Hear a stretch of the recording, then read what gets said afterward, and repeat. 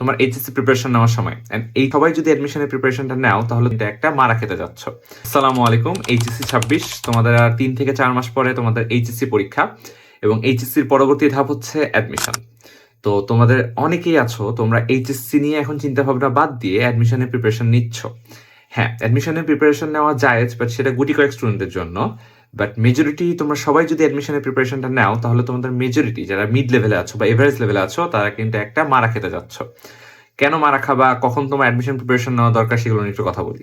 আচ্ছা আসো, এখন হচ্ছে তোমার এইচএসসি প্রিপারেশন নেওয়ার সময় অ্যান্ড এইচএসসি আর অ্যাডমিশনের মাঝে ভালো লেভেলের ডিফারেন্স আছে।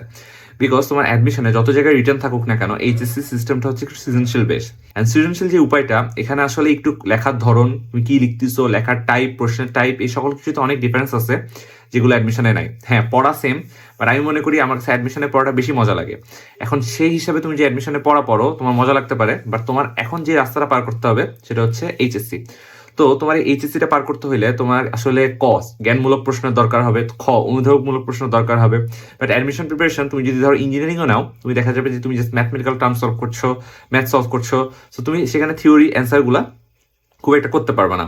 সো এই যে থিওরিটিক্যাল অ্যান্সারগুলো করার জন্য তোমার আসলে এইচএসসি প্রিপারেশন নিতে হবে, শুধু থিওরি অ্যান্সার করার জন্য না। তুমি যেহেতু এখন তোমার ফার্স্ট স্টেজ হচ্ছে এইচএসসি, সো এইচএসসিতে তুমি কিভাবে ভালো করবা, এইচএসসিতে তুমি কি করবা, তোমার ফুল প্রিপারেশনে থাকা উচিত এই জায়গায়, যদি না তোমার প্রিপারেশনটা এখনো শেষ না হয়।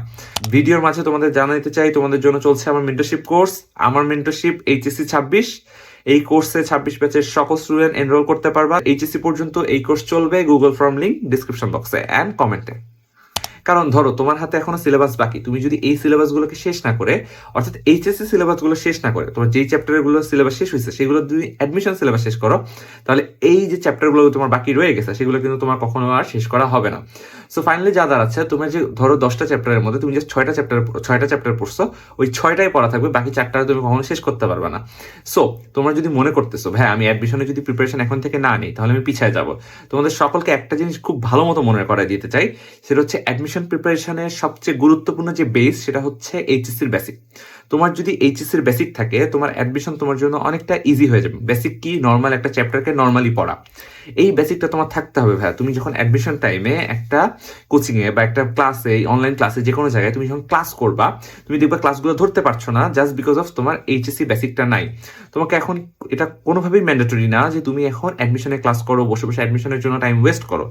হ্যাঁ, কারা করতে পারবা, যাদের মেইনলি এইচএসসি প্রিপারেশনটা শেষ, হাতে সময় আছে, যারা অনেক শুরু থেকে পড়ালেখা করছে তারা করতে পারো।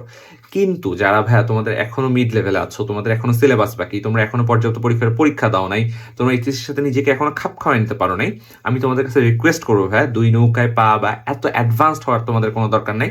আমার অনেক ফ্রেন্ড, আমার অনেক ক্লাসমেট, আমার অনেক জুনিয়র, অনেককে দেখেছি এই জন্য মারা খেতে। সো এটা তোমাদেরকে একটা ওয়ার্নিং টাইপ ভিডিও, তোমরা চেষ্টা করো, তোমরা চেষ্টা নেই, তোমাদের কাছে একটা অর্ডার টাইপ, তোমরা এখন তোমাদের এইচএসসি সিলেবাস এইচএসসি পর্যন্ত শেষ করবা। সিলেবাস শেষ হইলে দেন আলাদা বিষয়, বাট এখনো যদি তোমার সিলেবাস শেষ হয় তাহলে তোমার কাজ হচ্ছে এই সিলেবাসের উপর যত পারো তত পরীক্ষা দাও, এই সিলেবাসের উপর নিজেকে দক্ষ বানাও, দেন এইচএসসি পরীক্ষা দাও। এইচএসসি পরীক্ষা দেওয়ার পরে এই বেসিকটা নিয়ে তুমি অ্যাডমিশনের ক্লাস করো, অ্যাডমিশনের প্রিপারেশন নাও, দেন বাকি প্রসিজার দেখা যাবে। বাট তুমি যদি মনে করো ভাই আমি অ্যাডমিশন প্রিপারেশন নিতে চাই, আমি কি করতে পারি, ভাই আমার ইঞ্জিনিয়ারিং ইচ্ছা, আমি এখন থেকে কি করতে পারি, তোমাকে আমি সোজা সবটা কথা বলি, আসলে আমাদের কাছে যা থাকে তা আমরা পছন্দ হয় না। তুমি তোমার এইচএসসি পরীক্ষাটাতে খুবই ভালো মতো পরীক্ষা দাও। ইভেন ইঞ্জিনিয়ারিং এর জন্য 90% পিসিএম মার্ক, 95% পিসিএম মার্ক, এগুলো অনেক দরকার হয়। তুমি তোমার এইচএসসিটা জান প্রাণ লাগাই দিয়ে এইচএসসির জন্য প্রিপারেশন নাও, ভালো রেজাল্ট করো, তোমার অ্যাডমিশন অটো হয়ে যাবে, দ্যাটস মাই গ্যারান্টি। তোমরা এইচএসসি প্রিপারেশন নাও, এটা তোমাদের অ্যাডমিশন প্রিপারেশনের জন্য খুবই কাজে দিবে। অ্যান্ড দেখা হবে তোমাদের সাথে নেক্সট ভিডিওতে। সো ততদিনের জন্য আসসালামু আলাইকুম।